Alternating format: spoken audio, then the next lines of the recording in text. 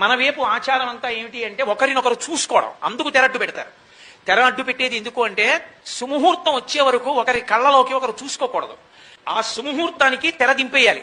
పెద్ద ప్రారంభం అంతా ఎక్కడొచ్చిందంటే ఇప్పుడు తెర దింపగానే జీలకర్ర బెల్లం పెట్టుకోమంటారు. అసలు తెర దింపగానే జీలకర్ర బెల్లం పెట్టుకుంటే వాళ్ళిద్దరు ఎలా చూసుకుంటారు నాకు చెప్పండి.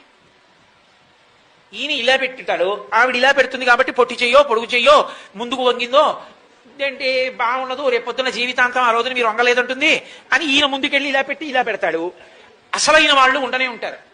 వాడు వీడియో పట్టుకుని ఉంటాడు, వాడికన్నా బ్రహ్మవేత్త లోకంలో ఇంకోడు ఉంటాడు. వాడు మెడ తెగిపోయిన కోడిలా ఇలా చూడమంటాడు, ఇలా పెట్టి ఇలాగే ఉంటారు వాళ్ళు. సుముహూర్తానికి వీడియో అంక చూడమన్నారా, సుముహూర్తానికి ఒకరినొకరిని చూసుకోమన్నారా? ఈలోగా ముహూర్త కాలం అయిపోతుంది. ఇంకేం అభ్యున్నతి.